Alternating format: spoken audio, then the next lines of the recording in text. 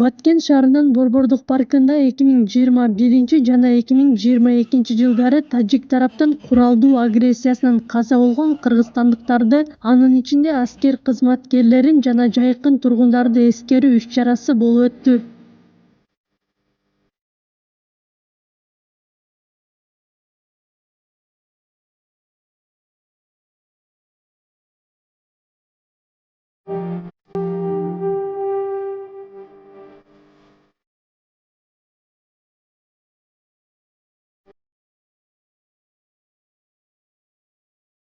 Учурда чек айлыктарына кайрылган жай турмуш уланууда.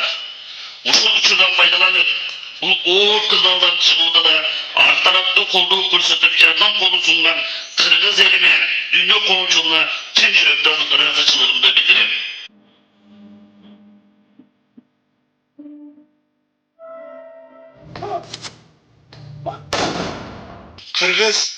Кыргыз болуп жаңылгандан бери эл журтун коргоп келген, жерин коргоп келген, эл журтун башкаларга кор кылбай карап келген. Мындан ары да ошондой болот. Биз кечээки окуяларда ийилдик, бирок сынбадык. Кечээки окуяларда биз балдарыбыз, биздин атуулдарыбыз, жоокерлерибиз жанын берди, өз өмүрүн кыйды, мамлекетибизди сактайм деп, биздин территорияны сактайм деп өз өмүрүн кыйды. Бирок биз жеңилип берген жокпуз. Биз өзүбүздүн аймагыбызды алдырган жокпуз. Мындан ары да алдырбайбыз. Урматтуу ата-энелер, урматтуу каза болгон жоокерлердин бир туугандары, балдары, сиздердин балдарыңар, атаңар, силердин бир тууганыңар мамлекет үчүн каза болду. Мамлекеттин келечеги үчүн, элибиздин бүтүндүгү үчүн, аймагыбыздын бүтүндүгү үчүн каза болушту.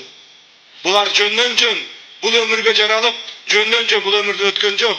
Бул өмүргө жаралды, мамлекетибиз үчүн өз жандарын кыйышты. Мен ойлоймун, бул биздин жоокерлерибиз татыктуу жашап өтүштү. Ал эми Мадина кызыбызга окшогон жаш балдарыбыз эч күнөөсү жок биздин атуулдарыбыз каза болуп кетишти.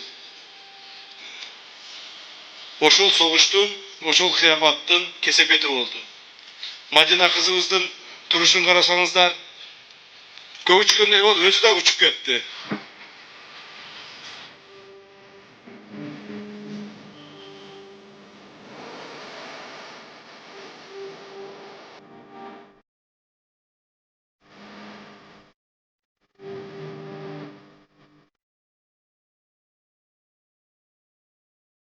Менин кызымдын экинчи жашоо башталды. Мына бүгүн экинчи жашооду баштады да, негизи эстелиги турупчу. Ошол эми бизге өтө оор болсо деле сабыр кылып атам. Кудайым иши кылып өзү бизге сабыр берсин да. Кызым менен Кудай кааласа бейиштерде жолугам деген ойдомун. أعوذ بالله من الشيطان الرجيم. بسم الله الرحمن الرحيم.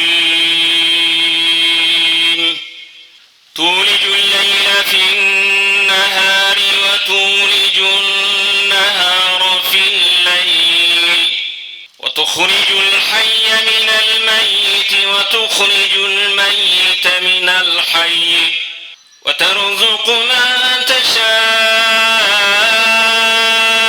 بغير حساب. Жараткан Аллахым өзүңдөн жалбарып суранарым, алакан жай бата кылган элибизди, жерибизди мындан кийин ар түрдүү каргашалуу окуялардан, асмандан жерден келген апаттардан, жаман кырсык, жаман сөз, жаман көздөн сактагын я Раббал аламин. Эл үчүн, жер үчүн кызмат кылып жаткан бардык бир туугандарыбызга Аллах Таала иштерине ийгилик бергин, туура багыт бергин я Раббал аламин. Алакан жай бата кылган жамааттын мархумдарга, шахидтерге арнаган бардык тилек максаттарын кабыл кылгын. Мекенибизге Аллахым тынчтык бергин. Бирахматика я архамар рахимин. Мекен деген патриот жигиттер эле шейит кетишти. Өмүрлөрү кыска болуп калды. Ошолордун ичинде мен балам да бар эле, бирок мекен үчүн акыркы кандарына чейин кызматын берип кетишти. Ошолордун дагы ушинтип кичине арбагын сыйлап эскерип койгондоруна бардык ата энелердин атынан ыраазылык билдиребиз. Ушинтип кичине эстеп турса жакшы болот экен. Арбакты сыйласа тирүүлөргө жакшы болот дейт. Тарыхты тапанча менен алсаң келечек замбирек менен атат дейт.